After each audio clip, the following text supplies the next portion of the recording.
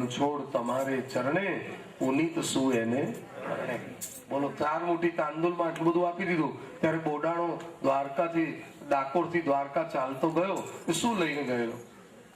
તુલસી. પહેલી જ વાર ભક્ત બોડાણા દ્વારકા ગયા અને ભગવાનના દારીને દર્શન કર્યા તો એને જોયું હીરા મોતી જગમગ વાઘા અને આ તો મોટા રાજા ધીરાજા, પણ બધા શણગારોમાં સૌથી ઉપર છે તુલસીની માળા. એટલે ત્રિકમને વાલા તુલસી. હું જયારે હવે આવીશ ત્યારે તુલસી વાવીને જ આવીશ, વાલાને વાલી વસ્તુ આપીને રીઝાવી લઈશ.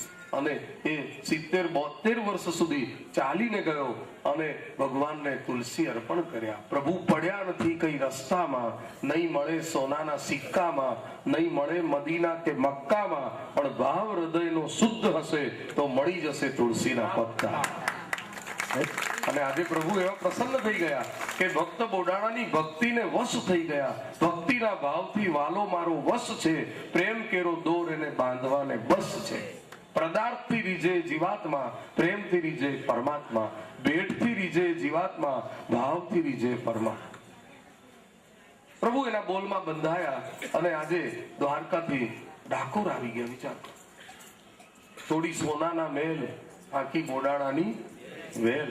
તમે દોડી ડાકોરમાં આવ્યા, રણછોડ રાયા લાગી તારી માયા. અને આ પ્રસંગ મને એટલા માટે યાદ આવ્યો કે કથાના મનોરથી એવા અમારા કનૈયાલાલ કાકાના સુપુત્ર ભાઈ શ્રી સુરેશભાઈ, સાથે અમારા અનિલભાઈ માસ્ટર, ભક્ત બોડાણા, કડવાપુરના બીજા ભક્તો, મારા સુમનભાઈ પણ આજે આવ્યા છે. અને આ બધા શ્રીજી સેવા સંઘના ભક્તોએ આજથી 31 વર્ષ પહેલા શ્રીજી સેવા સંઘની સ્થાપના કરેલી. અને એ શ્રીજી સેવા સંઘની ભક્તિ યાત્રા અને ડાકોરની પદયાત્રા આજે 31મા વર્ષમાં પ્રવેશ કરી ગઈ છે. 3 દાયકા વીતી ગયા અને રણછોડ રાય આ પ્રસંગે નવા સાજ સજીને અહીં બિરાજ્યા છે. જુઓ તમે. અને આ 31 વર્ષ સુધી જે ડાકોર ચાલતા જવાનું તપ કર્યું, ભગવાનને જે ધજાજી રૂપી ભક્તિનું ભાવ સમર્પણ કર્યું, એની ફલશ્રુતિ રૂપે આજે ભાગવત કથા પ્રાપ્ત થઈ. અને 7 દિવસ ઠાકોરજી અહીં બિરાજ્યા અને એમની ગોદમાં બેસવાનું આપણને સૌભાગ્ય પ્રાપ્ત થયું. અને ધન્ય છે ધોળી ધજા વાળા રાજા રણછોડને. તો આજે આ બધાએ પણ બોડાણા જેવું જ સમર્પણ કર્યું છે, ગંગાબાઈ અને બોડાણા જેવું.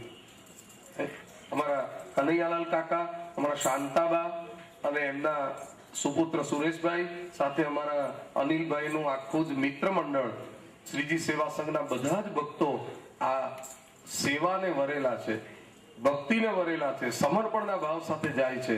અને આ 7 દિવસ ઠાકોરજીને જે લાડ લડાવ્યા છે એવા કોણ લડાવે? અમે તો ભાગવત કથા બધે કરીએ છીએ, પણ અહીંની વાત આખી જુદી છે. 7 દિવસ ઠાકોરજીના જે મનોરથો થયા, ભગવાનને જે લાડ લડાવ્યા, અને નાનામાં નાની પણ વસ્તુની ખામી નથી રાખી. ઠાકોરજીને દૂધ ઘરની સામગ્રી, મેવો ધરાય, પાનબીડા ધરાય, ઉત્સવની એક નાની નાની વસ્તુ તમે જુઓ તો આટલી બધી સેવા તો કોણ કરે ઠાકોરજીની? માટે શ્રીજી સેવા સંઘને, મનોરથી પરિવારને જેટલા ધન્યવાદ આપીએ એટલા ઓછા પડે. તો છોડી સોનાના મેલ, આખી બોડાણાની વેલ, છોડી સોનાના મેલ, આખી બોડાણાની વેલ, તમે દોડી ડાકોરમાં આયા, રણછોડ રાયા લાગી તારી માયા, રણછોડ રાયા લાગી તારી માયા, રણછોડ રાયા લાગી તારી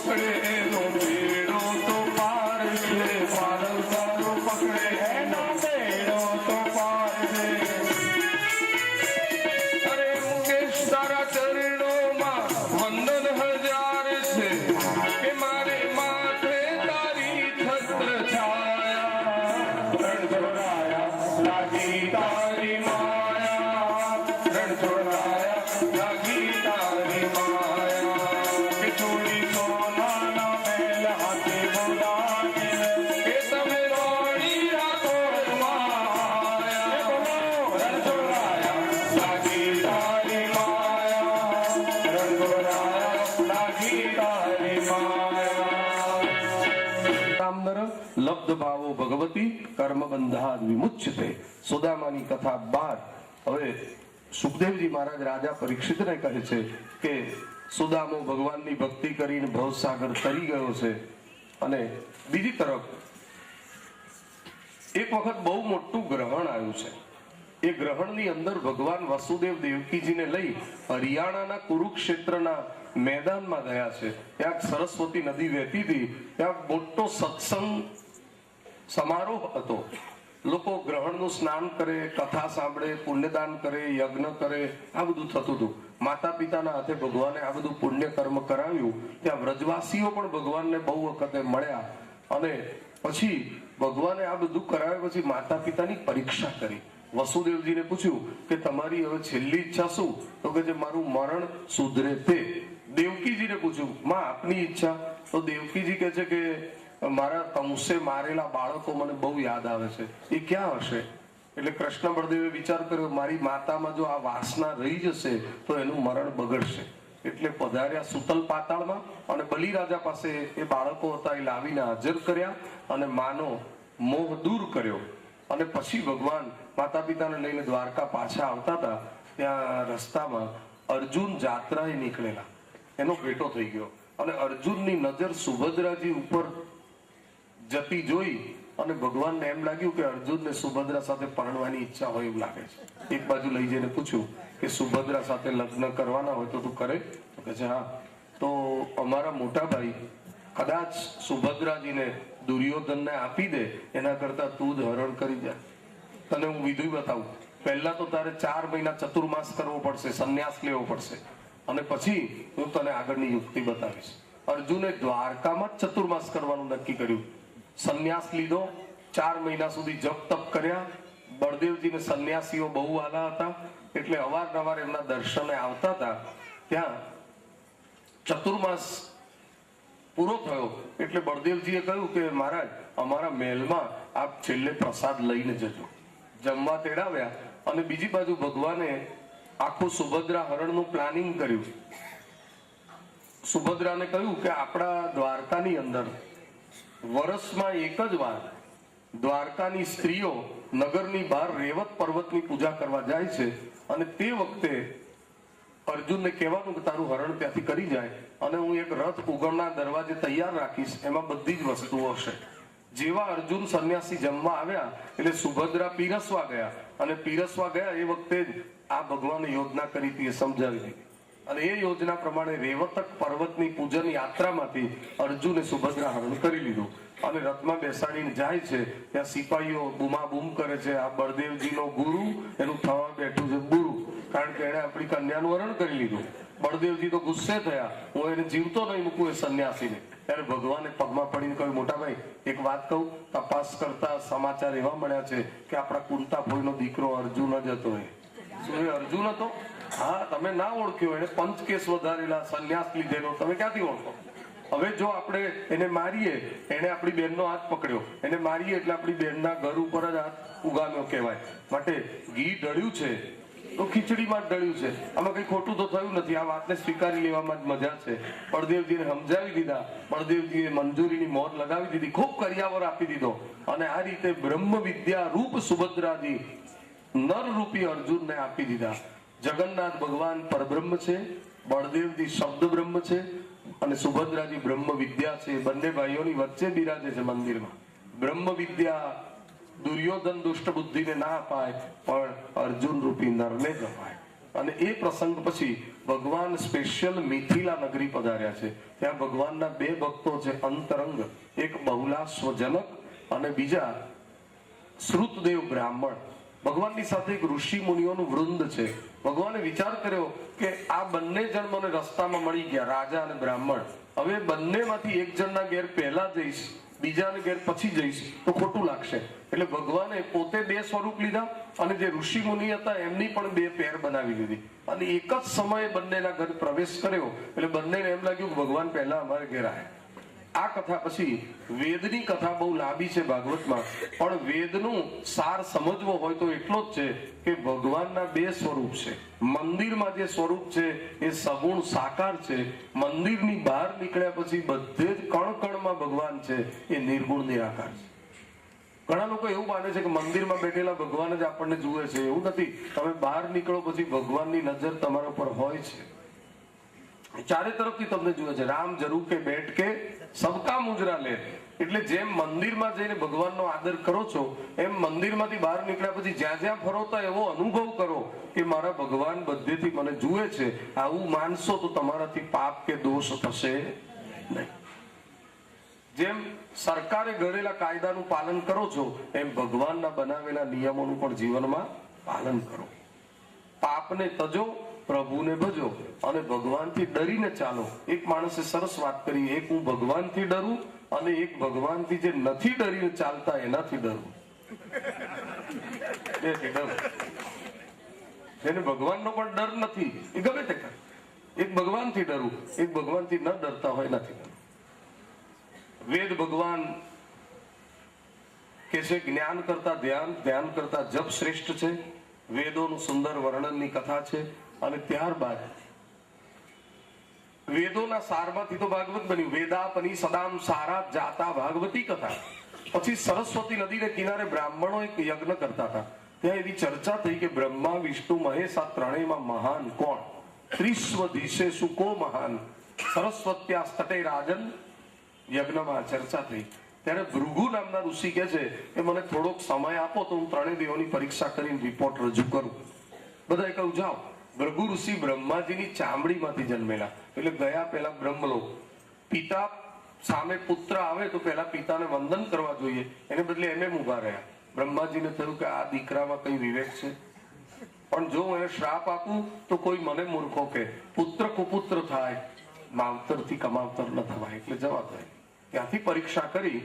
ગુસ્સે તો થયા જ બ્રહ્મા, પણ શ્રાપ ના આપ્યો. ત્યાંથી ગયા કૈલાસમાં. મહાદેવજી ભૃગુ ઋષિને જોઈને ઉભા થઈને દોડ્યા, આવો ભૃગુ આપણે ભેટીએ. ત્યારે ભૃગુ મહારાજ કે છે આપના જેવા અમંગળ વેશવાળાને હું અડવાય માંગતો નથી, માટે મારાથી દૂર રહો. અદપવાળી. મહાદેવજીને ક્રોધ આવ્યો, ત્રિશૂળ લીધું. પાર્વતીજીએ ખોળો પાથરીને કહ્યું ગમે એમ તો બ્રાહ્મણ છે, લેટ ગો કરો. ત્યાંથી આવે વૈકુંઠમાં. તો ભગવાનને ખબર છે કે ભૃગુ ઋષિ પરીક્ષા કરવા આવે છે, એટલે ભગવાન સૂઈ ગયા. લક્ષ્મીજી ચરણ ચાપે આવીને સીધા ભગવાનની છાતીમાં ચરણનો પ્રહાર કરી દીધો. આટલી હદ સુધી ગયા. ભગવાને નેત્ર ખોલીને એમના ચરણને પકડી લીધો અને કહ્યું મારી છાતી વજ્રથી પણ કઠોર, આપના ચરણ પુષ્પથી પણ કોમળ. કદાચ આ પ્રહાર કરવામાં કઈ તકલીફ પડી હોય તો લાવો ચરણ સેવા કરો. ત્યારે સંત સમાજમાં આવીને જાહેર કર્યું ત્રણેય દેવોમાં અમારા વિષ્ણુ મહાન છે. એ પછી શંકર ભગવાનનું એક રાક્ષસે તપ કર્યું છે અને એવું વરદાન માંગ્યું છે કે જેના માથે હું હાથ મૂકું એ બળી જાય. ભગવાન શંકર કહે છે તથાસ્તુ. તો એ રાક્ષસ કહેવા લાગ્યો કે પહેલો પ્રયોગ તમારા ઉપર. મહાદેવજી કહે છે આ તો ઉપાધિ ઉભી કરી. મહાદેવજી તો દોડ્યા. હવે મને કોણ બચાવે? એમણે ભગવાન વિષ્ણુને યાદ કર્યા. વિષ્ણુએ એક જતીનું રૂપ લીધું અને રસ્તામાં એ રાક્ષસને રોકીને કહ્યું ભાઈ તને આ વરદાનમાં વિશ્વાસ છે, મને વિશ્વાસ નથી કે મહાદેવજી આવું વરદાન આપે, તો શું કરું? તારા જ માથે હાથ મૂકી દો ને. એટલે ખબર આને ભાન ના રહ્યું, એને તો પોતાના જ માથે હાથ મૂક્યો અને ત્યાં જ બળીને ભસ્મ થઈ ગયો. અને ભગવાન શંકરને કહ્યું આવા વરદાન આપો એટલે ઉપાધિ થાય, તમે તો ભોળા છો. પછી કૌરવ પાંડવોનું યુદ્ધ થયું. યુદ્ધમાં ભગવાને 18 દિવસનું યુદ્ધ, 18 અક્ષૌણી સેનાનો નાશ અને 18 અધ્યાયના ગીતાજીનું વર્ણન કર્યું. અર્જુનના નિમિત્તે આખા જગતને ગીતાજીનો કર્મયોગ, જ્ઞાન યોગ, ભક્તિ યોગનો સદબોધ આપ્યો અને આપણને ધન્ય બનાવી દીધા. ગીતા ગંગા ચ ગાયત્રી, સીતા સત્યા સરસ્વતી, બ્રહ્મ વિદ્યા બ્રહ્મવલ્લી, ત્રિસંધ્યા મુક્ત ગેહિની, અર્ધમાત્રા ચિદાનંદા, ભવગ્નિ ભયનાશિની, વેદત્રયી પરાનંતા, તત્વાર્થ જ્ઞાન મંજરી. ભૂમિનો ભાર ઉતાર્યો અને પછી મહાભારતના યુદ્ધ પછી અર્જુનને લઈને દ્વારકા પધાર્યા. અને દ્વારકામાં અર્જુન રહેશે ત્યાં એક દિવસ એવું બન્યું કે એક બ્રાહ્મણને ત્યાં જેટલા બાળકો જન્મે એ ગુજરી જ જાય. એટલે ગુજરી ગયેલા બાળકને રાજભવનના ઓટલે મૂકી અને બ્રાહ્મણ એવું બોલે કે આ દ્વારકામાં યાદવોના પાપના છાંટા અમને ઉડવા લાગ્યા. કોઈ દિવસ પિતા પહેલા પુત્રનું અવસાન ના થાય. અને જુઓ ત્યારે અર્જુને જોયું કે આવું બનવું ના જોઈએ. એ બ્રાહ્મણને કહ્યું હવે તારી પત્નીને પ્રસૂતિ થવાની હોય ત્યારે તું મને બોલાવી જજે. ત્યારે બ્રાહ્મણ કહે છે પણ તમે કેવી રીતે બચાવશો?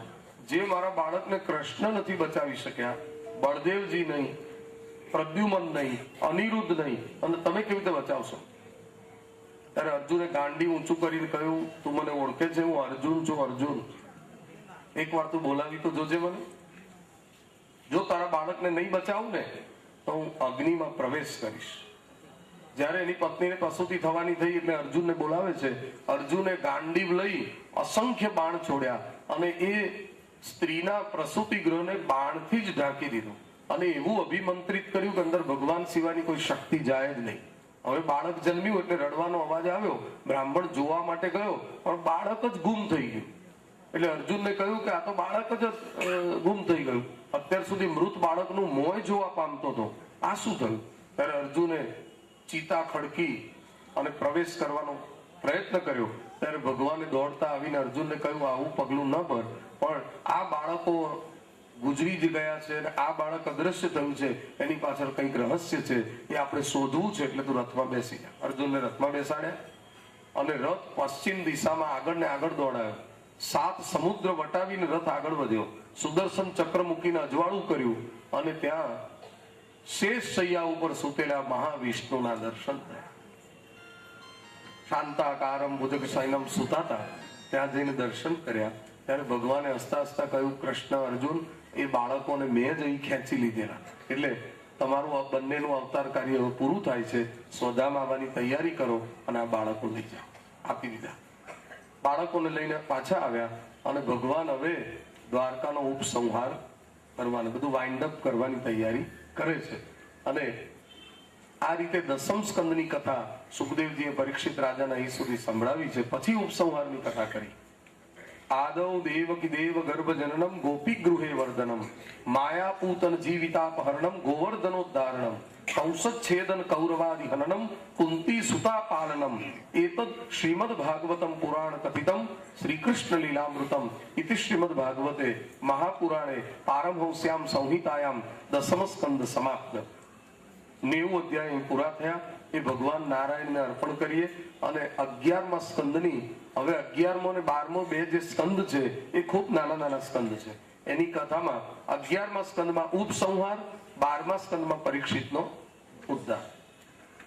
એકાદશ સ્કંદ એટલે મુક્તિ લીલા અને 12મો સ્કંદ એટલે આશ્રય લીલા.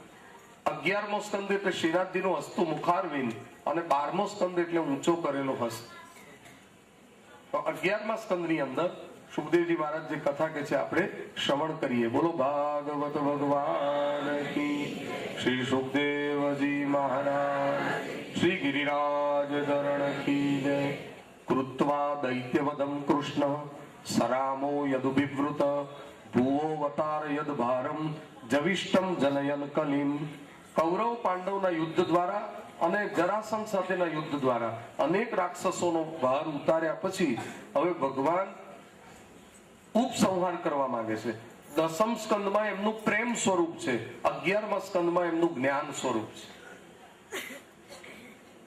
વૈરાગ્ય પ્રગટ કર્યો છે. ભગવાનને એમ લાગ્યું છે કે આટલા બધા યાદવો, આટલી બધી સંપત્તિ અને ભવિષ્યમાં મારી પેઢીના બાળકો કેવા થાય કેવા નહીં એની શું ખબર, એટલે મારા દેખતા જ હું બધું સમાપ્ત કરીને જવું. ભૂભાર રાજપૂતના યદુબીર નિરસ્ય ગુપ્તૈ સ્વબાહુ વિરચિંત યદપ્રમેય મન્યે વનેર નનુગતોપ્યગતમ હિ ભારમ યદ યાદવમ કુલમહો અવિષય્યમાસ્તે. હવે આ બધું બહુ વધી ગયું છે. સંસ્કૃતમાં કહ્યું છે અતિ સર્વત્ર વર્જયે. બહુ કોઈ પણ વસ્તુમાં અતિરેક નહીં સારો, એનું પરિણામ નહીં સારું. એટલે હવે મારે ઉપસંહાર કરવો જ છે. એટલે ભગવાન જેનો વિનાશ કરવા માંગે એની બુદ્ધિ જ પહેલા હરી લે છે. એટલે કહેવતમાં શું કહ્યું છે? વિનાશ કાળે વિપરીત બુદ્ધિ. જેનો વિનાશ કરવા માંગે એની બુદ્ધિ જ પહેલા હરી લે છે ભગવાન. એટલે યાદવ કુમારોની બુદ્ધિ બગડી અને યાદવ કુમારોએ દ્વારકાના ધાર્મિક મહોત્સવમાં અવારનવાર હાજરી આપવા માટે દૂર દૂરથી ઋષિઓને આવવું પડતું હતું. એટલે ઋષિઓએ દ્વારકા પાસે જ એક હેડ ક્વાર્ટર બનાવેલું, એનું નામ પિંડારક તીર્થ. ત્યાં બધા ઋષિઓ રહેતા હતા. એટલે ઘડી ઘડી દૂરથી આવવું ના પડે, જવું ના પડે.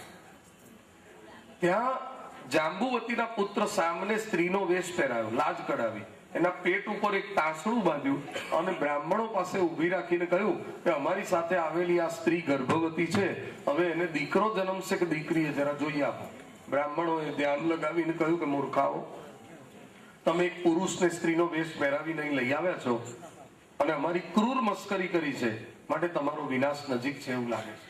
જ્યારે આ સ્ત્રીને ના વેશમાં આવેલા પુરુષના શરીર ઉપરથી સાડી ઉતારશો, તાસડું છોડશો, એટલે એમાંથી એક કાળના પ્રતીક સમૂહ મૂષળ નીકળશે અને એ મૂષળ તમારા સમસ્ત યાદવ કુળનો વિનાશ કરશે. અસવાનું થઈ ગયું ખસવું, અખતરાનો થઈ ગયો ખતરો, અને ગભરાયેલા યાદવ કુમારો ત્યાંથી આવ્યા પ્રભાસમાં અને ખાલી ઉગ્રસેન મહારાજને જ વાત કરી કે આવું બન્યું છે. ઉગ્રસેને કહ્યું કોઈને કહેશો નહીં. એ મૂષળ લઈ અને આપણે ઘસી કાઢો, એની નાની નાની રચકણ બનાવીને સમુદ્રમાં પધરાવી દો, એટલે પછી મૂષળ રહેવાનું નથી, આપણને કઈ વાંધો નહીં આવે. એટલે પાપ કર્યું, પાછું ભગવાનથી છુપાવ્યું અને પ્રભાસમાં જઈને મૂષળ ઘસી નાખ્યું. જેવી જેવી રચકણો બનાવી સમુદ્રમાં પધરાવી, પણ એક ટુકડો એવો હતો કે ઘસાયો જ નહીં. બહુ જ પ્રયત્ન કર્યો, એટલે ટુકડો અને પેલી રચકણો બધું સમુદ્રમાં પધરાવી દીધું. રચકણો હતી એ પાણીમાં ડૂબવાને બદલે તરતી તરતી તરતી નજીકના બેટમાં છવાઈ ગઈ, અને જેમ કોઈ ઘાસ ઉગે એમ એક એક લોખંડના રચકણોમાંથી લોખંડી ઘાસ ઉગ્યું. એનું નામ એરકા ઘાસ. એ બહુ જીવલેણ હતું.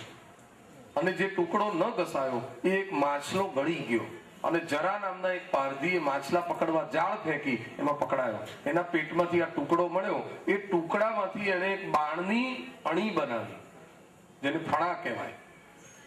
પેલું ઘાસ યાદવો માટે, આ બાણ કૃષ્ણ માટે. યાદવા સ્થળીની પૂર્વ ભૂમિકા તૈયાર થઈ ગઈ, અને આ બાજુ દ્વારકાની અંદર શ્રી નારદજી પધાર્યા. વસુદેવજી હાથ જોડીને કહ્યું, મારો ઉદ્ધાર થાય એવો કોઈ ઉપદેશ કરો. એટલે ઋષભદેવ ભગવાનના 9 દીકરાઓએ જે ઉપદેશ સંસારને આપેલો, એ 9 યોગેશ્વરો એનો ઉપદેશ વસુદેવજીને આપ્યો. માયાનું સ્વરૂપ, માયાને તરવાનો ઉપાય, જીવ અને પરમાત્માનો સંબંધ, ભગવાનની ભક્તિનો દ્રઢ આશ્રય, આ બધું સમજાવ્યું. કવિ, હરિ, અંતરિક્ષ, પ્રબુદ્ધ, પીપલાયન, આવિર્હોત્ર, ધ્રુમિલ, ચમસ અને કરભાજન આ ઋષભદેવના 9 દીકરા હતા. એનો આપેલો ઉપદેશ વસુદેવજીને આપી એમને સાવધાન કર્યા. અને નારદજીએ વસુદેવજીને કર્મ વિકર્મનું સ્વરૂપ, ચારે યુગોના ધર્મ અને ભગવાનના અવતારોનું રહસ્ય કહી અને સાવધાન કર્યા. જેને કલાક પછી ફાંસીની સજા થવાની હોય એને કોઈ કલાક પહેલા સારામાં સારી મીઠાઈ ખવડાવે તો ભાવે કરી. એમ મૃત્યુ માથે છે એવું યાદ રાખીને જે સતત જીવે છે એને એનાથી પાપ થતું નથી. સાવધાન કરીને વિદાય થયા. હવે દેવો આવ્યા, બ્રહ્માજી ભગવાનને કહેવા લાગ્યા, હવે તમારું અવતાર કાર્ય પૂરું થાય છે તો સ્વધામ પધારો, અમે રાહ જોઈએ છે. દેવો વિદાય થયા એટલે ઉદ્ધવજીને ખબર પડી ગઈ, અણસારો આવી ગયો કે ઠાકોરજી તિરોધાન હોને વાલે હે. એટલે ઉદ્ધવજી આવીને પગે લાગ્યા, પ્રભુ હું અત્યાર સુધી પડછાયાની જેમ આપની સાથે રહું, આપના વિજય વાગા મેં પહેર્યા, અને હવે જયારે આપ અહીંથી વિદાય થાવ ત્યારે આ ઉદ્ધવને મૂકીને ના જશો. ભગવાને કહ્યું, ઉદ્ધવ તું મને એક જવાબ આપ કે તું મારી સાથે જન્મેલો? તો કે ના. તો પછી હું સાથે કેવી રીતે લઈ જાઉં? કર્મનો કાયદો દરેકને લાગુ પડે, તને લાગુ પડે, મને લાગુ પડે, મારા પિતાને લાગુ પડે, મારી માતાને લાગુ પડે. જો કર્મનો કાયદો લાગુ ના પડતો હોત તો રામ વનમાં હોય ને દશરથજીના પ્રાણ જાય કેવી રીતે? બ્રહ્મના પિતા હતા, પણ ભગવાન કે છે કર્મનો કાયદો મને લાગે. રામાવતારમાં ઝાડ પાછળ ઉભા રહીને વાલીને બાણ માર્યું હતું, એ જ વાલી આજે બાણ મારવા પારધી થઈને આવીને ઉભો છે. તારા અત્યાર સુધી અનેક જન્મ થયા ઉદ્ધવ. તું સ્ત્રી થયો, પુરુષ થયો, પશુ થયો, પક્ષી થયો, અને હવે તને કઈ યાદ આવે છે? આંખો બંધ કર, આગલો કોઈ જન્મ. આપણે જ અત્યારે આંખો બંધ કરો, કઈ આગળનું યાદ આવે છે ખરું? નહીં આવે. એમ આ અવતાર પણ એક સ્વપ્ન છે, આ પૂરો થઈ જશે. સંસારનું સપનું એવું છે દુનિયાનું કે રાત્રે ઊંઘો એટલે આવે, આંખ ખુલે એટલે પૂરું થઈ જાય. સંસારનું સપનું એવું છે કે આંખ જે દિવસે કાયમ માટે બંધ થાય ત્યારે પૂરું થઈ જાય. તારો ઉદ્ધાર તારે જ કરવાનો છે. આત્મનો ગુરુ આત્મેયો. આપણા ઉપર ઈષ્ટદેવની કૃપા થાય, સંતોની કૃપા થાય, શાસ્ત્રોની કૃપા થાય, પણ આપણે જ આપણા ઉદ્ધાર માટે કટિબદ્ધ ન હોઈએ તો આપણો ઉદ્ધાર કોણ કરે? જેને ભણવું છે એ વિદ્યાર્થી સ્ટ્રીટ લાઇટમાં બેસીને પણ ભણે છે, ઘરમાં ગરીબી હોય તો. અને જેને ભણવું જ નથી એને ઘેર સાહેબ ભણાવવા આવે છે મોંઘું ટ્યુશન ફી લઈને, તોય ભણતો. એવું છે. આપણો ઉદ્ધાર આપણે કરવાનો. ઉદ્ધવને સાધકના ધર્મ બતાવ્યા, સિદ્ધ મહાત્માઓની સ્થિતિ બતાવી, બંધન મોક્ષની કથા સંભળાવી, સંસાર રૂપી વૃક્ષમાં જીવ શ્રી રૂપી પક્ષીની રૂપક કથા કહી, સંતોના લક્ષણો કયા, ઉદ્ધવજીએ બહુ જ સવાલો કર્યા. સામે ભગવાને અષ્ટાંગ યોગ બતાવ્યો અને કહ્યું, ઉદ્ધવ, બધા યોગમાં ભક્તિ યોગ શ્રેષ્ઠ, અને મારી 8 પ્રકારની મૂર્તિ બને છે. શૈલી એટલે પથ્થરની, દારૂમયી એટલે લાકડાની, લૌહી લેપ્યા પેઇન્ટિંગ કરે, અને લેખ્યા સૈકતી મનોમયી મણિમયી, આવી 8 પ્રકારની મારી મૂર્તિઓ બનતી હોય છે. એમાંથી કોઈ પણ એક પ્રકારના સ્વરૂપની કોઈ સેવા કરશે એ મને પહોંચશે. ભક્તિ યોગ બધામાં શ્રેષ્ઠ છે. તું બધા ઘણા પ્રશ્નો પૂછે છે, તને હું ધ્યાન યોગ બતાવું છું, ધ્યાન યોગ કરજે, પણ ધ્યાનમાં કોઈ સિદ્ધિ મળે તો એનો ઉપયોગ ના કરીશ. સિદ્ધિનો ઉપયોગ કરવાથી પ્રસિદ્ધિ વધે, અને પ્રસિદ્ધિ પતનના રસ્તે માણસને લઈ જાય. ભગવાનના મિલનમાં વિઘ્ન કરાવે પ્રસિદ્ધિ. એટલે ઉદ્ધવ પૂછે છે કે પહેલા મન વિષયમાં જાય કે વિષય મનમાં આવે? તો કે છે ના, પહેલા મન વિષયનું ચિંતન કરે, પછી વિષયો અંદર પ્રવેશે.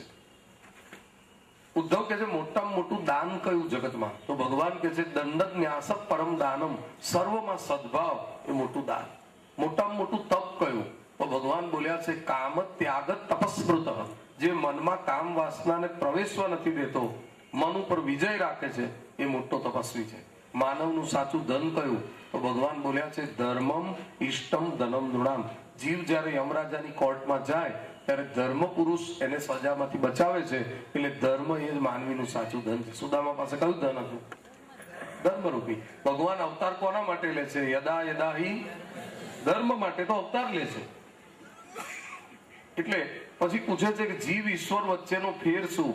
તો ભગવાન કે છે મુજમે તુજમે એ ફર્ક યહી. અર્જુન અને ભગવાનમાં શું ફેર? मैं नर हूं, तुम नारायण हो, मैं हूं संसार के हाथों में, संसार तुम्हारे हाथों. માનવના સાચા શત્રુ કયા? તો કે છે અંદર રહેલા કામ, ક્રોધ, લોભ, મોહ, મદ, મત્સર. આ 6 શત્રુઓ છે.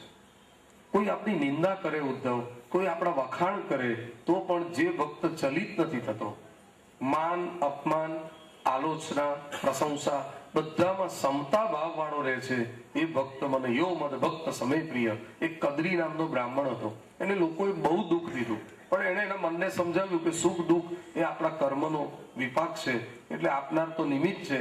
તો એની કથા કરી. પછી ઉદ્ધવને અનુલોમ પ્રતિલોમથી ઉત્પત્તિની પ્રક્રિયા સમજાવી, જગતની ઉત્પત્તિ સ્થિતિની, પ્રલયનો ક્રમ બતાવ્યો, સત્વગુણ, રજોગુણ, તમોગુણના લક્ષણો બતાવ્યા, 4 યુગ ની બધી વાતો કરી. અને આ બધી કથા કર્યા પછી ભગવાને કહ્યું, ઉદ્ધવ, હવે મારું કામ પૂરું, તારું કામ શરૂ. તું હવે અહીંથી સીધો બદ્રિકાશ્રમ જતો રહે, કારણ કે હવે યાદવા સ્થળી થવાની છે. જે જ્ઞાન ભક્તિમાં આગળ વધ્યા છે એ સંતોનો સત્સંગ કરજે, અને તું હવે જતો રહે, તું અપવાદરૂપ છે. તો ઉદ્ધવ કહે છે પણ હું ખાલી હાથે કેવી રીતે જઉં? મને કંઈક અવલંબન તો આપો. ત્યારે ભગવાને રામા અવતારમાં જેમ પોતાની પાદુકા ભરતજીને આપી, એમ કૃષ્ણ અવતારમાં પોતાની પાદુકા ઉદ્ધવને આપી. ઉદ્ધવ પાદુકા માથે મૂકી ભગવાનની પરિક્રમા કરી. નમોસ્તુતે મહાયોગીન પ્રપન્નક્ષ મનુ સાધીમામ યથા ત્વચરણામ ભોજે પ્રતિસ્યાદન પાયની. મને આપની અનન્ય ભક્તિ આપો, હું આપને વંદન કરું છું. ધેયમ સદા પરિભવગ્નમ અભિષ્ટદોહમ તીર્થાસ્પદમ શિવ વિરંચિનુતમ શરણ્યમ ભક્તાર્તિપાલ પ્રણતપાલ ભવાબ્ધિપોતમ વંદે મહાપુરુષતે ચરણારવિંદમ. ભગવાનને વંદન કરી બારે હૈયે ઉદ્ધવ વિદાય થયા. એકલા જ આવ્યા મનવા, એકલા જવાના, સાધુ વિના, સંગી વિના, એકલા જ જવાના. આપણે એકલા, કીર્તાર એકલો, એકલા જીવોને એનો આધાર એકલો, પણ એકલા જ રહીને મનવા, થાવું બધાના, સાથી વિના, સંગી વિના, એકલા. ઉદ્ધવ ગયા. પછી 30 અને 31 જે અધ્યાય છે આ 11મા સ્કંદનો, એમાં યાદવોનો કેવી રીતે વિનાશ થયો એ કથા કરી. પણ ભાગવતના પ્રધાન ટીકાકાર શ્રી શ્રીધર સ્વામી છે, એમણે આજ્ઞા કરી છે કે વિનાશની કથા બહુ ડિટેલમાં કહેવાની જરૂર નથી. એટલે ભગવાને બધા યાદવોને પ્રભાસ લઈ જવાનું નક્કી કર્યું, દાન પુણ્ય કરવા માટે. પણ તોય બધાએ શસ્ત્રો સાથે લીધા, કારણ કે બગડેલી બુદ્ધિ વાળા હતા. ત્યાં ગયા, પછી સ્નાન કર્યું, દાન કર્યું, પુણ્ય કર્યું, બધું કર્યું. પણ પછી એમણે મદિરા પીધો, અને પછી ભાન ભૂલ્યા, મનની સમતુલા ગુમાવી દીધી, અને પછી તો બધા અંદર અંદર ક્લેશમાં લડી પડ્યા. અને લડતા લડતા પછી શસ્ત્રોનો પ્રહાર કર્યો અને શસ્ત્રો ફૂટી પડ્યા એટલે પેલું એરકા નામનું ઘાસ ઉગેલું ને એ લઈને એકબીજાને માર્યું. જેને આ વાગ્યું એના પ્રાણ નીકળી ગયા. ઋષિઓનો શ્રાપ હતો કે આ મૂષણ તમારો વિનાશ કરશે. લોહીની નદીઓ વહેવા લાગી. કેટલા બધા તો કૃષ્ણ બળદેવ ઉપર ચડી આવ્યા. કૃષ્ણ બળદેવે બધાનો ઉદ્ધાર કરી દીધો. અને પછી હવે બળદેવજી ભગવાન વગેરે સ્વધામ જવાની તૈયારી કરે છે. તો પૂજ્ય શાંતાબા અને દાદાને વિનંતી કરીશ કે અહીં ચોખા લઈને બેસજો. જ્યારે જ્યારે ભગવાન બળદેવજી સ્વધામ જાય, પરીક્ષિતનો મોક્ષ થાય ત્યારે અહીં વધાવજો. બેસો.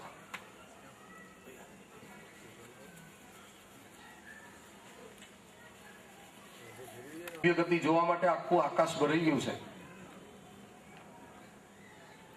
ઇન્દ્ર, સચીદેવી, મહાદેવજી, પાર્વતીજી, બ્રહ્મા, સાવિત્રીજી, પિતૃઓ, સિદ્ધો, ગંધર્વો, વિદ્યાધરો, ચારણો, યક્ષો, કિન્નરો, અપ્સરાઓ, દેવર્ષિઓ, મહર્ષિઓ, આખું આકાશ ભરાઈ ગયું છે.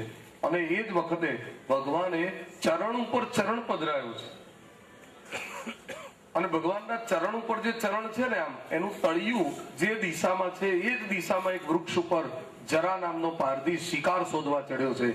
એના હાથમાં પેલા મૂષણનું ન ઘસાયેલા ટુકડામાંથી જે બાણ બનાવ્યું છે તાકેલું છે. કોઈ શિકાર દેખાય તો આ બાણ છોડું. બહુ દૂરથી આમ વિહંગાવલોકન કરે છે. ત્યાં એને દૂર પીળો પીળો રંગ દેખાયો એક વૃક્ષ નીચે. એટલે એને એવો ભાસ થયો બહુ દૂરથી કે આ પીળું પીળું કોઈ મૃગ ઉભું છે. અને ભગવાનના ચરણનું તળિયું એની દિશામાં હતું. એ ચમકતું હતું. ભગવાનના ચરણમાં અનેક ચિહ્નો ચમકે છે. એટલે એને એમ લાગ્યું આ ધજા, અંકુશ બધું ચમકતું હતું. એને એમ લાગ્યું કે આ કોઈ મૃગનું નેત્ર છે. એવું સમજી અને દૂરથી એને તાકીને બાણ છોડ્યું. એ સીધું દ્વારકાધીશના ચરણમાં આવ્યું. અને બાણ ચરણમાં આવ્યું પછી એ દોડતો આવ્યો. પણ ભગવાનના ચરણમાં બાણ લાગ્યું છે એવું જોતા એ તો એકદમ ગળગળો થઈને રડી પડ્યો. પ્રભુ, મેં આ શું કર્યું? ભગવાન જાણે છે આ રામાવતારનો વાલી છે. કર્મ પ્રધાન વિશ્વ રચી રાખા, જો જસ કરહી સતસ ફલ ચાકા. આ તો એ તો હોનાઈ હતા, ભગવાનનું ગોઠવેલું હતું. એને કહ્યું તું રડીશ નહીં. એક વિમાન મંગાવ્યું અને એને વિમાનમાં બેસાડીને પોતાના ધામમાં મોકલ્યો. ઝેર આપીને મારવા આવેલી પૂતનાને સદગતિ, અપશબ્દ બોલનાર શિશુપાલને સદગતિ અને છેલ્લે બાણ મારનાર પારધીને પણ સદગતિ. તો દ્વારિકાનો નાથ એવો દિલનો દાતા, આવો દયાળુ બીજો કોઈ નથી સાંભળ્યો. દ્વારિકા વાળા રણ છોડરાયા, એને પણ દિવ્ય ગતિ આપી. અને થોડી જ વારમાં ભગવાનનો સારથી દારૂક ભગવાનને શોધતો શોધતો ત્યાં આવે છે. અને લોહીની નદીઓ પસાર કરી આગળ વધ્યો ત્યારે દારૂકને તુલસીજીની સુગંધ આવે છે. ભગવાનના ગળામાં જે માંજરો વાળી માળા છે, તુલસી મંજરી બી, એની સુગંધે ભગવાન સુધી પહોંચી ગયો. મારા ઠાકોરજી આટલામાં જ છે ક્યાંક. અને નજીક આવ્યો તો એ રડી પડ્યો કે આપના ચરણમાં બાણ વાગ્યું, આટલા બધા યાદવો સમાપ્ત થઈ ગયા, આ બધું શું થયું? ત્યારે ભગવાને કહ્યું તું રડીશ નહીં. આ બધું મારી ઈચ્છાથી, મારી ગોઠવેલી લીલા પ્રમાણે થયું છે.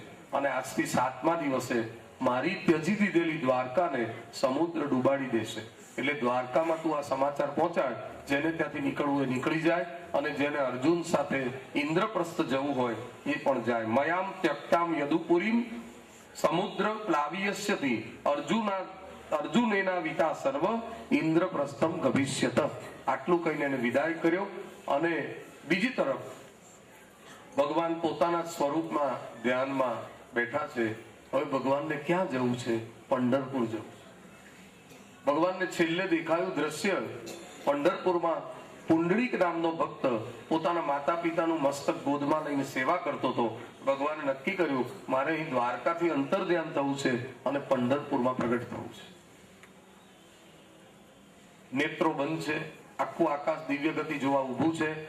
ત્યાં કોઈને ખબર ન પડી અને ભગવાનનો જે ગરુડ ધ્વજ રથ ત્યાં જ પડેલો, એ રથ એની જાતે અદ્ધર થયો અને આકાશમાં વિલીન થઈ ગયો. રથ ગયો, એની પાછળ શંખ ગયો, ચક્ર ગયું, ગદા ગઈ, પદ્મ ગયું, બધું ગયું. અને થોડી જ વારમાં ભગવાન પણ ત્યાં બિરાજેલા એકદમ અદ્રશ્ય થઈ ગયા. બોલો દ્વારિકાધીશની રણ છોડ. આ લીલાને શ્રી મહાપ્રભુજીએ આસુર વ્યામોહ લીલા એવું નામ આપ્યું. અસુરોને વિમોહિત કરવા માટે ભગવાન તિરોધાન થયા, અંતર્ધ્યાન થયા. બાકી જે ભગવાનને આવવાનું નથી એમને જવાનું પણ નથી. આવા જવાનું તો આપણું છે. ભગવાન ગીતાજીમાં કહે છે, અર્જુન જન્મ કર્મ ચ મે દિવ્ય, મારું જન્મ કર્મ દિવ્ય છે, કોઈ જાણી ન શકે. મહાપ્રભુજી 52 વર્ષની ઉંમરે સંન્યાસ લઈ પૂર્ણાનંદ સ્વામી નામ ધારણ કરી કાશીના હનુમાન ઘાટ ઉપર અનશન લઈને બેઠેલા. છેલ્લે ગોપીનાથ દાદા અને ગોસાઈજીને શ્લોક લખીને ઉપદેશ આપ્યો કે જો ઠાકોરજીથી વિમુખ થવાશે તો કાળના પ્રવાહમાં તણાઈ જવાશે, માટે આપણું સર્વસ્વ ઠાકોરજી છે એમ માનજો. અને રથયાત્રાના પ્રસંગે મહાપ્રભુજી વિદાય થાય છે. આખો હનુમાન ઘાટ કાશીમાં ભરાઈ ગયો છે વલ્લભને વિદાય આપવા, પણ એમના એક ખાસમાં ખાસ ભક્ત વિદાય આપવા ના આવે. અને એ હતા કરોડોના આસામી શેઠ પુરુષોત્તમદાસ. એમનું ઘર ખોદ્યું કાશીમાં રિપેર કરવા. કરોડોની સંપત્તિ અંદરથી નીકળી. જેને ઘેર કરોડ રૂપિયા હોય એના ઘર ઉપર પહેલા ધજા ફરકતી. પુરુષોત્તમદાસ શેઠના ઘર ઉપર ધજા ફરકી. એના ઘરના કુવામાંથી મદન મોહન ભગવાનનું સ્વરૂપ નીકળેલું. એ મહાપ્રભુજીના શરણે ગયેલા અને ત્યારે મહાપ્રભુજીએ પુષ્ટિ માર્ગમાં પહેલો નંદ મહોત્સવ પુરુષોત્તમદાસ શેઠના ઘેર કર્યો. મહાપ્રભુજી આ એક જ વ્યક્તિને શેઠ કહીને બોલાવતા. અને એટલી બધી ભક્તિ પુરુષોત્તમદાસ કરે કે એમના ઠાકોરજી જે હતા મદન મોહન એની સેવા કરે. રોજ રાત્રે કોઈ ને કોઈ વૈષ્ણવ ત્યાં સત્સંગ કરવા જાય. એક દિવસ મહાદેવજી એમના સપનામાં આવ્યા અને મહાદેવજીએ કહ્યું કે તમારા ઘરમાં જે ઠાકોરજી બિરાજે છે એની પ્રસાદની કણિકા મને તો આપો. એટલે રોજ પુરુષોત્તમદાસ શેઠ મદન મોહનજીને ભોગ ધરાવ્યા પછી પ્રસાદનો દળિયો લઈ કાશી વિશ્વનાથ મહાદેવને અર્પણ કરવા જાય. કેટલાય કાશીના વૈષ્ણવો મહાદેવમાં નતા જતા, પણ બધાએ જોયું કે મહાપ્રભુજીના ખાસ સેવક રોજ જાય છે તો આપણે પણ ચાલો. બધા જવા લાગ્યા દર્શન કરવા, કારણ કે મહાદેવજી વૈષ્ણવ છે. એકવાર રાત્રે પુરુષોત્તમદાસ સત્સંગ કરીને ઘેર આવ્યા તો એમના ઘર આગળ એક શ્યામ પુરુષ ચોકી કરતો હતો. ત્યારે પુરુષોત્તમદાસજીએ કહ્યું, તમને અહીં સિક્યોરિટીનું કામ કોણે સોંપ્યું છે મારા ઘરની ચોકી કરવાનું? તો કે છે, હું કાળ ભૈરવ પોતે છું અને કાશી વિશ્વનાથ દાદાએ મને આજ્ઞા કરી છે કે પુરુષોત્તમદાસના શેઠના ઘરનો તારે રોજ રાત્રે પહેરો કરવો. કાળ ભૈરવ ભૈરવ પહેરો કરે. એવા પુરુષોત્તમદાસ શેઠ આજે મહાપ્રભુજીને વિદાય આપવા ના આવ્યા ત્યારે બધાને આશ્ચર્ય થયું કે બધા આવ્યા અને પુરુષોત્તમદાસ શેઠ ના. પછી મહાપ્રભુજી રથયાત્રાના પ્રસંગે ગંગા નદીમાં પ્રવેશ્યા. અડધે સુધી પધાર્યા પછી નીચા વળ્યા અને ગંગામાં સમાઈ ગયા અને ગંગાથી આકાશ સુધી 3 કલાક એક તેજનો પુંજ અકબંધ રહ્યો. બધાએ જોયું. એટલે શ્રીનાથજી બાવા રથયાત્રાના દિવસે રથમાં બિરાજતા નથી. વલ્લભની વિદાયનો દિવસ છે એટલે. તો બધા પછી કાશીમાં આવ્યા અને પુરુષોત્તમદાસજીને કહ્યું કે બધા વિદાય આપવા આવ્યા ને આવે મહાપ્રભુજીને વિદાય આપવા ના આવ્યા આખી જિંદગી ગુરુજીની સેવા કરીને. ત્યારે પુરુષોત્તમદાસજીએ કહ્યું, મારા મહાપ્રભુજી ક્યાંય ગયા જ નથી. મારા ઘરમાં બેસી અને એમણે ભાગવતનું પારાયણ કરેલું એટલે મારા ઘરમાં બેઠકજી છે. ચાલો હું તમને અબ્બિયાલ એમના સાક્ષાત દર્શન કરાવું તો તમે માનશો ને? તો કે હા. વૈષ્ણવને લઈને પુરુષોત્તમદાસ શેઠ એમના ઘરમાં ગયા. જ્યાં બેઠકજી હતા ત્યાં આડો ટેરો હતો અને અષ્ટાક્ષર મંત્ર બોલીને વલ્લભાધીશ કરીને પડદો ખોલ્યો. એની સાથે જ મહાપ્રભુજી સાક્ષાત ભાગવતનું પારાયણ કરતા દેખાયા. વૈષ્ણવોએ કહ્યું, તમારી ભક્તિને ધન્ય છે. તો પુરુષોત્તમદાસજી કહે છે, આ એક બેઠકજીમાં નહીં, 84 બેઠકજીમાં મારા વલ્લભ આજે પણ બિરાજે છે. એટલે તો વૈષ્ણવો ચરણ સ્પર્શ અને જારી ભરવા માટે જાય છે. ભગવાનને આવવાનું નથી, ભગવાનને જવાનું નથી. ભગવાન પંઢરપુરમાં પ્રગટ થયા. કુંડળી કે ભગવાનને કહ્યું કે પ્રભુ આપ પધાર્યા તો ભલે, પણ હું ઉભો થઉં કે અવાજ કરું તો મારા મા બાપ જાગી જાય. એટલે બાજુમાં કાચી ઈંટો પડેલી, એમાંથી એક ઈંટ પધરાઈ. ભગવાન ઈંટ ઉપર ઉભા રહ્યા અને મહારાષ્ટ્રીયન ભાષામાં ઈંટને વીટ કે છે એટલે નામ પડ્યું વિઠ્ઠલ. ભગવાનને શોધતા શોધતા રૂકમણીજી પહોંચ્યા. બીજી ઈંટ એમના માટે પધરાઈ. એટલે પણ દુર્વાસાનો શ્રાપ છે એટલે વિઠ્ઠલ ને રૂકમણીજી બે અલગ અલગ મંદિરમાં બિરાજે. દ્વારકામાં પણ ભગવાન ને રૂકમણીજી અલગ મંદિર, આ દુર્વાસાના શ્રાપને લીધે. તો જે દ્વારકાનાથ એ જ પંઢરીનાથ. તો દ્વારકાનું મંદિર કોણે બંધાવ્યું? ભગવાન કૃષ્ણની યાદવા સ્થળીમાં યાદવોની એક બાળક ભગવાનનો બચી ગયો હતો. ભગવાનના પુત્ર પ્રદ્યુમન, એનો પુત્ર અનિરુદ્ધ, એનો પુત્ર વજ્રનાથ, એ બચી ગયેલો. અને એણે અર્જુન રથમાં પધરાવીને કાબાઓએ લૂંટ્યો ત્યારે લઈ જતો હતો સાથે. એણે મથુરાના સુરસેન પ્રદેશનો રાજા બનેલો. એણે પાછા જઈ અને દ્વારકામાં લખલૂટ ખર્ચ કરી અને 7 માળનું જગત મંદિર બંધાવ્યું અને પોતાના દાદા દ્વારકાધીશને અંદર પધરાવ્યા. અને એ દ્વારકાધીશને ભક્ત બોડાણા વર્ષો સુધી પદયાત્રા કરી રીઝાવી અને વેલમાં બેસાડીને ડાકોર લઈ ગયા. અને એ જ રણછોડરાયના એક સ્વરૂપને અમારું શ્રીજી સેવા સંઘ અહીં લઈ આવ્યા, અહીં પધરાવ્યા. અને અહીં તો પધાર્યા પણ ભાગવત કથા આપણને પ્રાપ્ત થઈ એટલે અહીંથી પાછા આપણા હૃદય મંદિરમાં આવીને બિરાજમાન થઈ ગયા. રસ બીના રાય રણ છોડ વસો મારા રૂપિયા, રસ બીના વસો મારા રૂપિયા, સાગર શ્રીરણ કિએ ઊભી મુક્તિ રહી કર જોડ રે, મુક્તિ રહી કર જોડ રે, એવા પ્રાણ જીવન પુરુષોત્તમ પ્યારા, જીવન પુરુષોત્તમ પ્યારા, રાજ કરો ને રણ છોડ વસો મારા રૂપિયામાં, ભીના રાય રણ છોડ વસો મારા રૂપિયામાં. ડાકોરમાં મહાપ્રભુજી નહોતા પધાર્યા પણ એમના વંશના હરિરાયજી છે એટલે એમની સેવા તમે વલ્લભની કાનીથી કરો. એટલે ડાકોરના સેવકોએ આ વાત સ્વીકારી લીધી. હરિરાયજીની આજ્ઞાથી ડાકોરમાં પુષ્ટિ સેવા શરૂ થઈ 350 વર્ષ પહેલા. એ આજે ચાલુ છે. ગોમતીના સામે કિનારે હરિરાયજીની બેઠક છે, ત્યાં હરિરાયજી સાક્ષાત બિરાજે છે. શ્રીનાથજી બાવા શ્રીનાથજી પધાર્યા પછી એમને કોઈ વસ્તુની જરૂર પડે તો ખીમનોરમાં હરિરાયજી બિરાજતા હતા, એમને આજ્ઞા કરે એટલે હરિરાયજી તરફ શ્રીનાથજી પધારે બાવાને આ વસ્તુની જરૂર. એટલા બધા શ્રીનાથજીને માના. તો એ રણછોડરાય મહારાજા અહીં બિરાજ્યા છે. પૂજ્ય તિલક બાવા અહીં પધાર્યા હતા.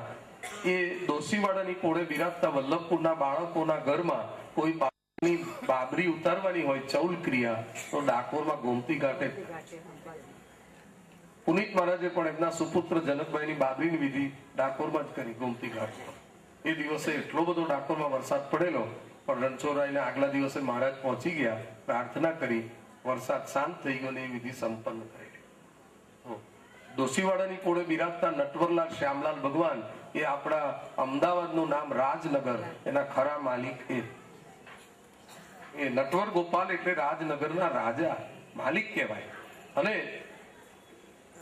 ડાકોરના ટેમ્પલ કમિટી તરફથી દોશીવાડાની કોળે નટવર શ્યામ પ્રભુને પહેલો મંગળા ભોગનો લાડુ દરરોજ સવારે ડાકોર ટેમ્પલ કમિટી તરફથી ધરવા.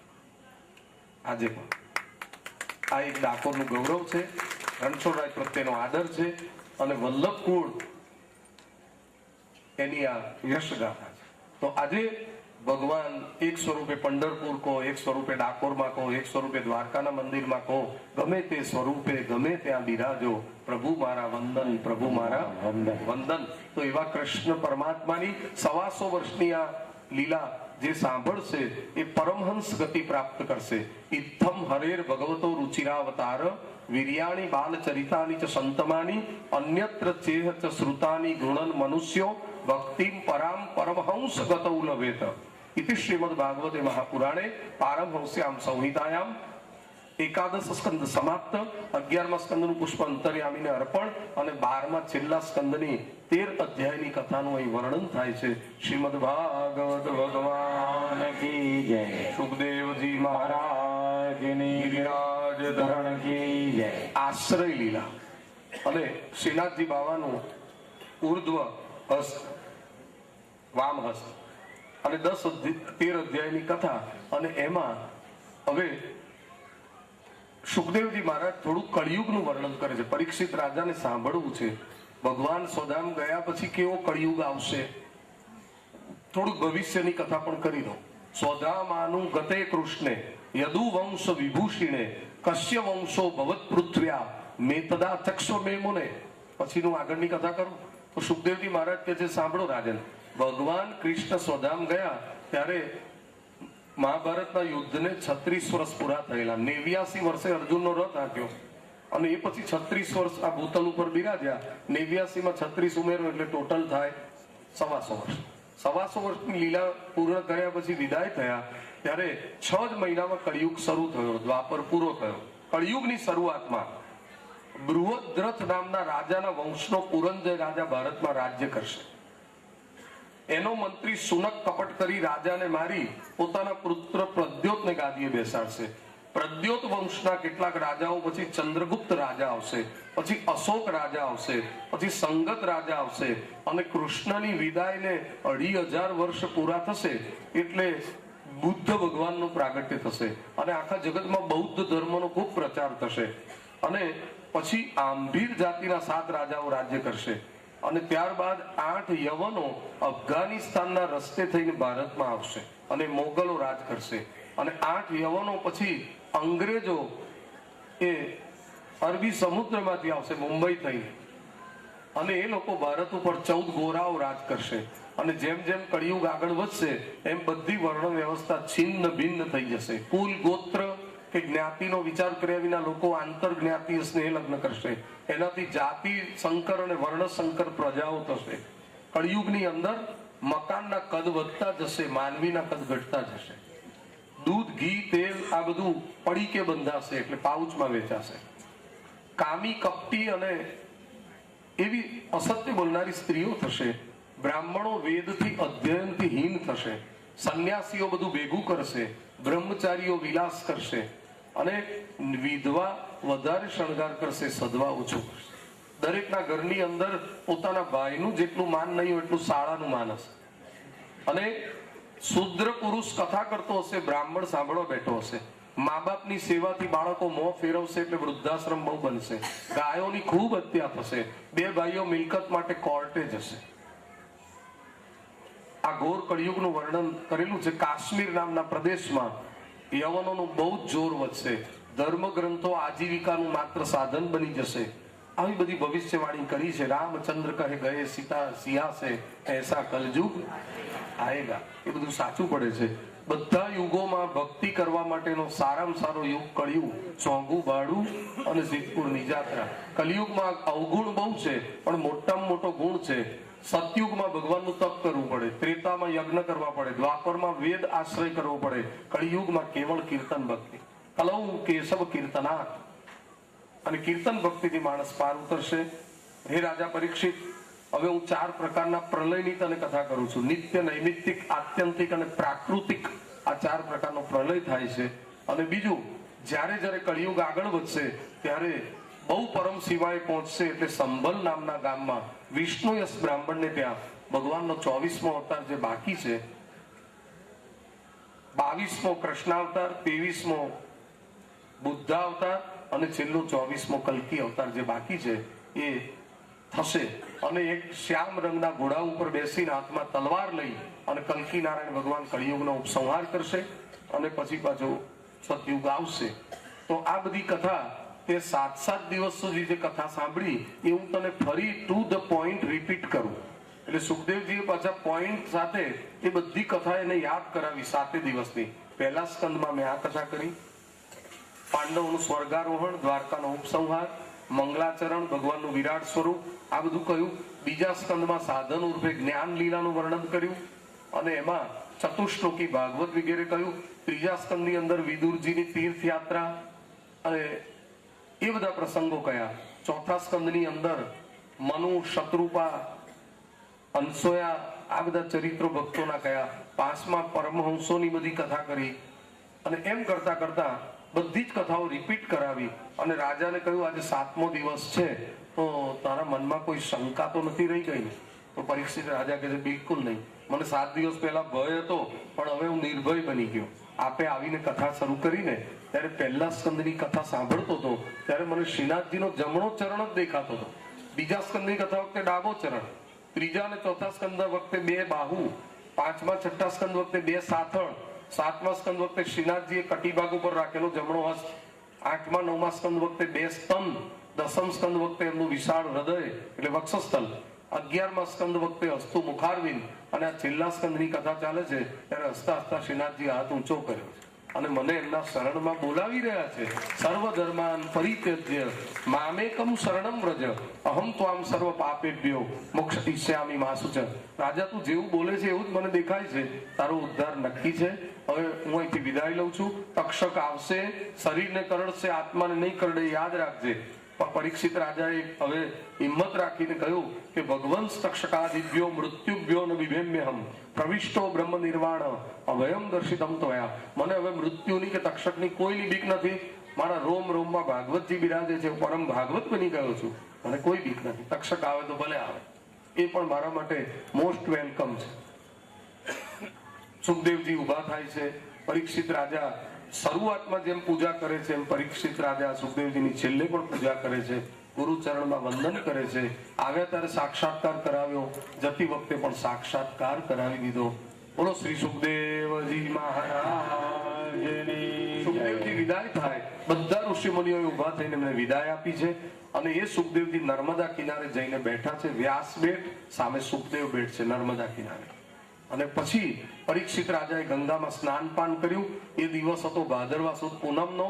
અને પોતાના સેવકોને કહ્યું તક્ષક આવે તો કોઈ એને અટકાવશો નહીં, એને આવવા દો. એમાં પણ મારા નારાયણ આવવાના છે એમ કહી બધા સંતોને વંદન કરી ઉત્તર દિશા તરફ મોં રાખી દર્ભના આસન ઉપર ગંગાના સાનિધ્યમાં બેસી ગયા.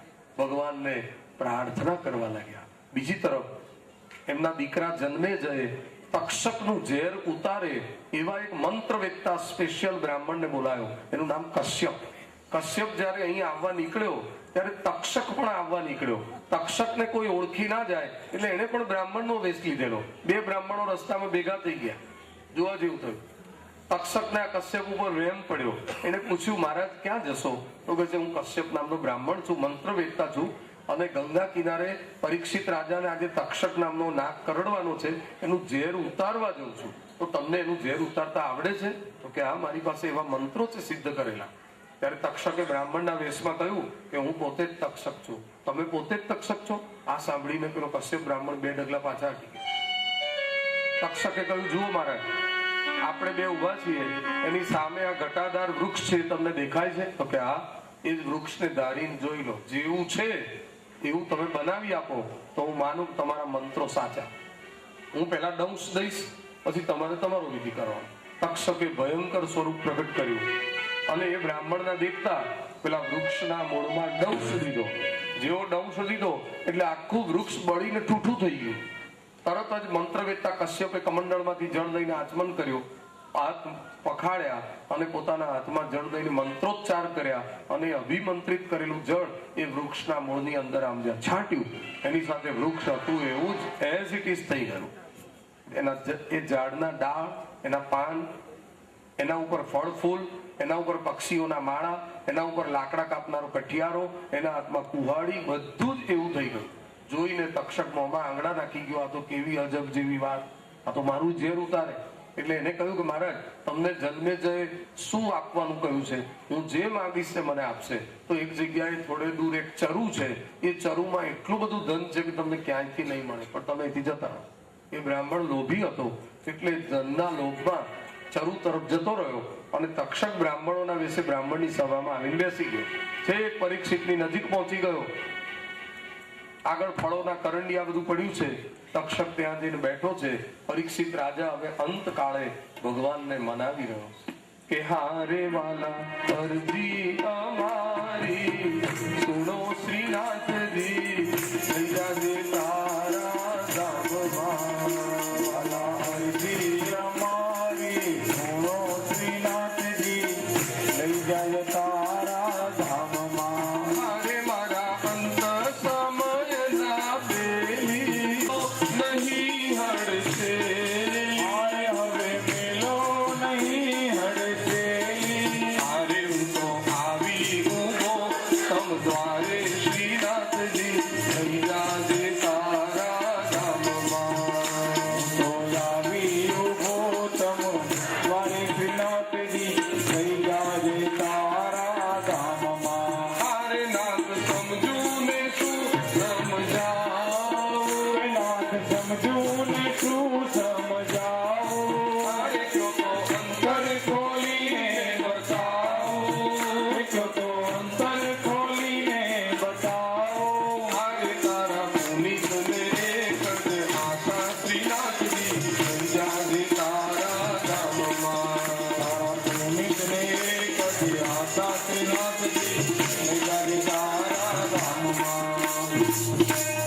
પરીક્ષિત રાજાની પ્રાર્થના પરાકાષ્ઠાએ પહોંચી.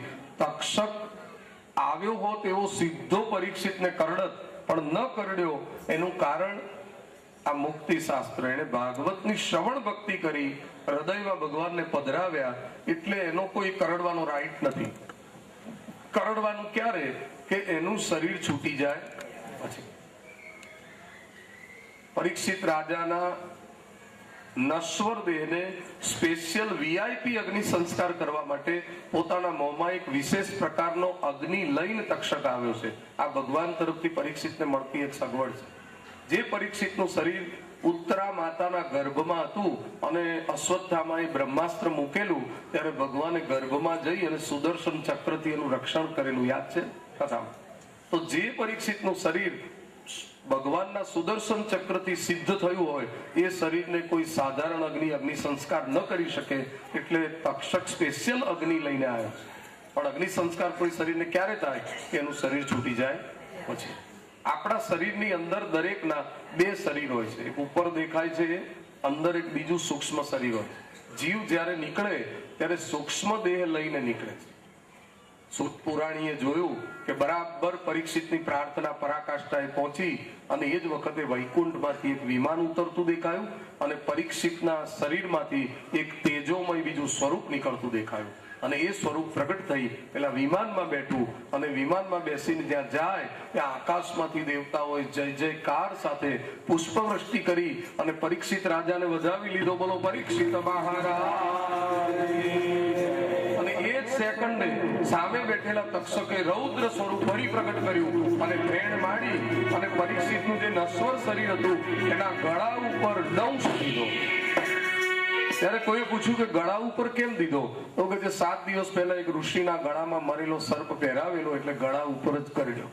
અને એ જ વખતે પરીક્ષિતનું શરીર અગ્નિની જ્વાળાઓમાં લપેટાઈ ગયું. થોડી વાર પછી ત્યાં પુષ્પની વૃષ્ટિ અને ભસ્મનો ઢગલો જ રહ્યો. બધા ઋષિ મુનિઓએ અંજલિ આપી. ધન્ય છે પરીક્ષિતને કે મરણમ જાહ્નવી તટે, ભાદરવા સુદ પૂનમનો પવિત્ર દિવસ, ગંગાનો કિનારો, સંતોનું સાનિધ્ય અને આવી દિવ્ય કથા સાંભળીને પરીક્ષિત ભગવત ધામમાં ગયો. એ જગ્યા આજે પણ છે. હરદ્વાર જતા પહેલા 70 કિલોમીટર પહેલા મુઝફ્ફરનગર પાસે સુકતાલ નામનું સ્થળ છે. ત્યાં પરીક્ષિતનો મોક્ષ થયેલો. દિલ્હી એ હસ્તિનાપુર અને ત્યાંથી નજીકમાં નજીક ગંગાજી મુઝફ્ફરનગર પાસે હતા, એટલે પરીક્ષિત ત્યાં ગયેલા. એટલે એ સ્થાનમાં આજે એનો મોક્ષ થયો. બધાએ જય જયકાર કર્યો અને પછી એના દીકરાએ સર્પોનો નાશ કરવા માટે સર્પ યજ્ઞ કર્યો. બધા સાપ આવીને બળવા લાગ્યા ત્યારે આસ્તિક નામના બ્રાહ્મણે આવીને એને એવું કરતો અટકાવ્યો.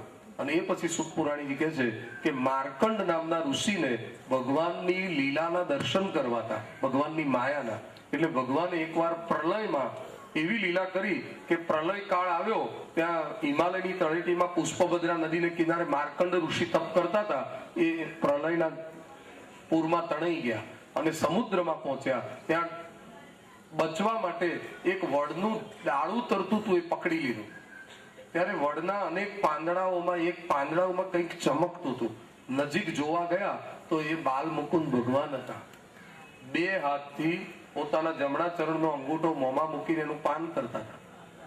કરાર વિંદે પદાર વિંદમ, મુખાર વિંદે વિનિરે શયંતમ. અને વડના પાંદડામાં સૂતા હતા. એટલે વટસ્ય પત્રસ્ય પુટે શયાનમ બાલમ મુકુંદમ મનસા સ્મરામી. ઋષિ નજીક જોવા ગયા એટલે ભગવાન બાલ મુકુંદના એક નાસિકામાંથી ભયંકર વાયુ જાય, બીજામાંથી નીકળે અને નજીક ગયા એટલે અંદર જ ખેંચાઈ ગયા. પ્રલય થાય એટલે બ્રહ્મા સહિત બધું ભગવાનના ઉદરમાં જતું રહે, અંદર સમાઈ ગયા. અને જ્યારે ફરીથી સૃષ્ટિનું સર્જન થયું ત્યારે બીજી નાસિકામાંથી બહાર નીકળ્યા અને પોતાના આશ્રમમાં હાજર થયા. ત્યારે ભગવાનને કહ્યું, આપની માયાના દર્શન મેં કરી લીધા. અઘટિત ઘટના પટી અસી માયા અદભુત છે.